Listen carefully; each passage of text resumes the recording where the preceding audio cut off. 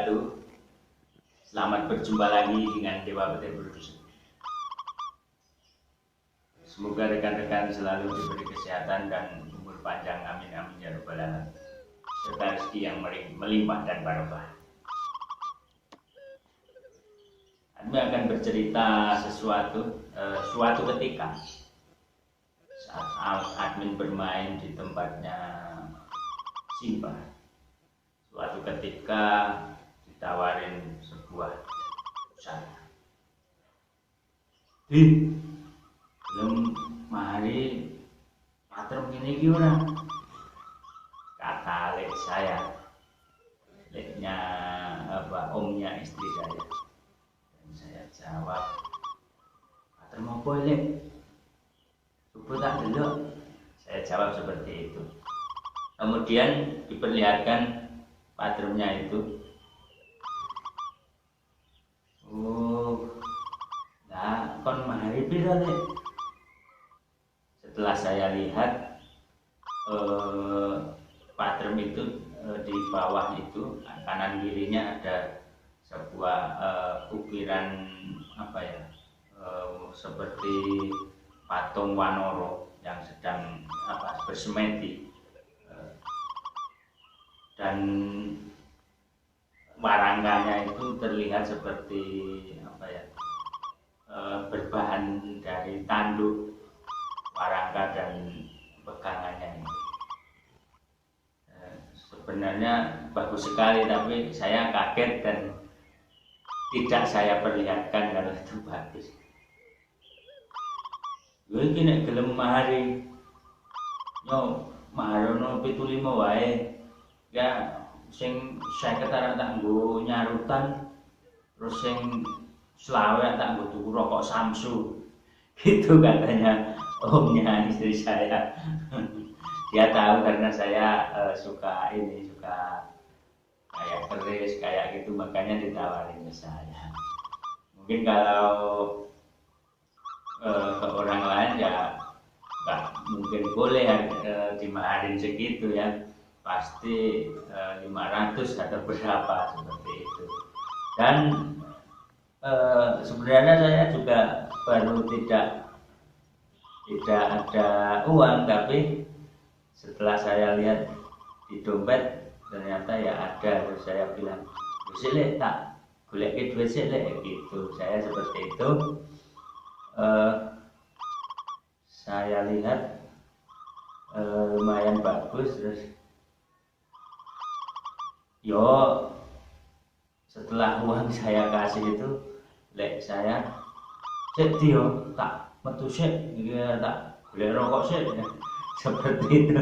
Setelah dapat mahar itu akan dibuat beli rokok, karena hanya untuk nganu aja.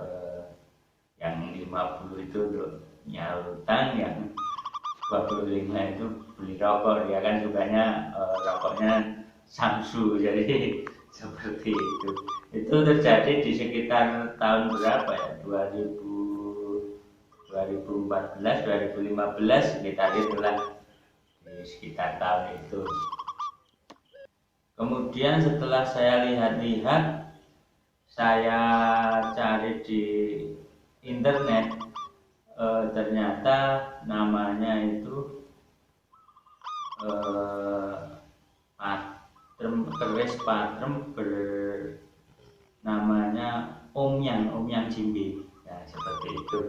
Setelah saya browsing, keris Omyang Jimbe itu asal muasal dinamakan keris Omyang Jimbe itu dulu waktu di zaman kerajaan Pajang, ada seorang empu yang bernama Omyang.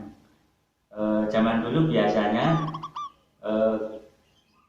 kalau misalkan empu pembuat kerisnya dinamakan yang membuat, misalkan Empu Suroto ya.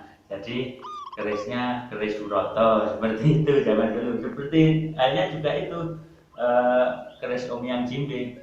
Jadi Empu Omyang, jadi terkenalnya namanya keris Omyang Jimbe, yang membuat namanya Omyang, terus hasil karyanya itu dinamakan Omyang, jadi namanya Omyang Jimbe itu. Rekan-rekan, setelah saya lihat di browsing-browsing di internet, banyak sekali banyak sekali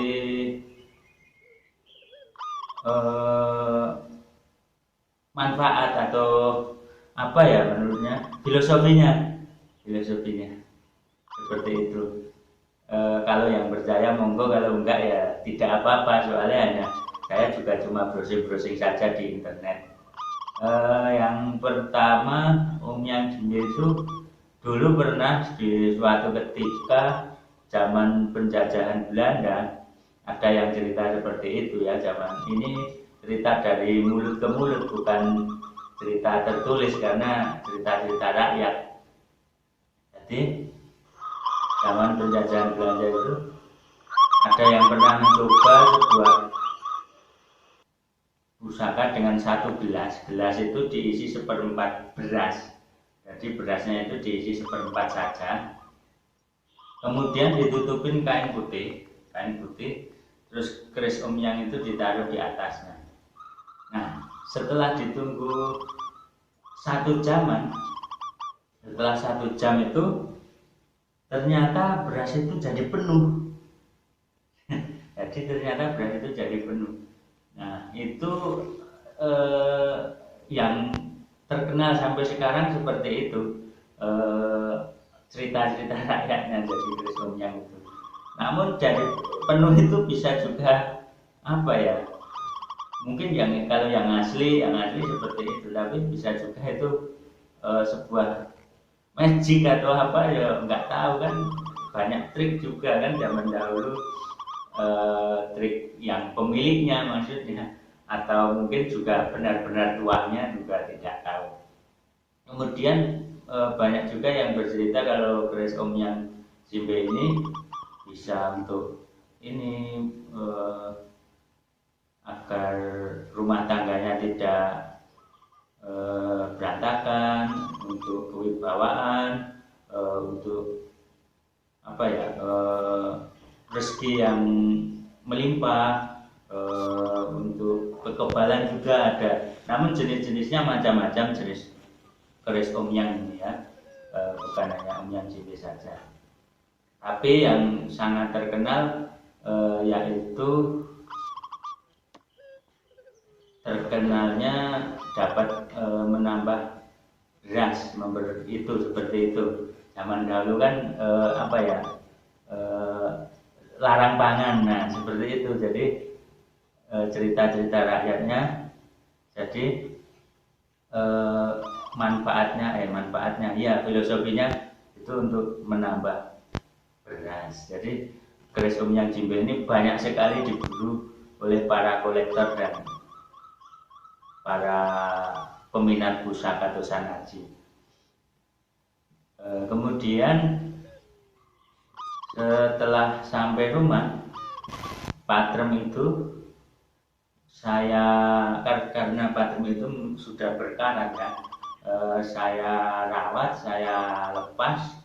Kemudian saya kebetulan waktu itu saya punya mengkudu di dekat rumah, kan ada pohon mengkudu yang berbuah dan sudah tua, dan dekat saya juga ada penjual kelapa, jadi bisa meminta air kelapanya.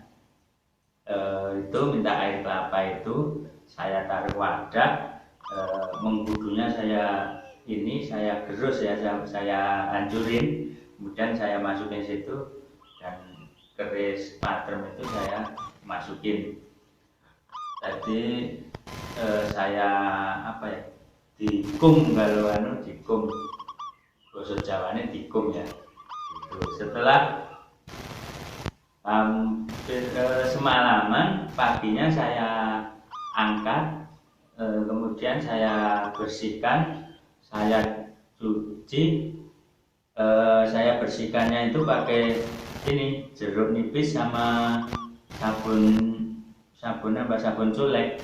Nah, kalau nggak ada sabun colek bisa juga dengan apa itu yang sabun yang bahannya kimia itu loh, bahan kimia, bahannya dari jeruk itu loh, namanya sabun apa itu, ibu lemon atau apa itu, sabun itu kan benar-benar bersih juga. Jadi saya jeruk nipis itu sama sabun colek saya ini ya, pakai sikat gigi yang baru ya, searah saja ini misalnya. Setelah itu bersih juga, patternnya itu jadi bersih, karatnya jadi hilang.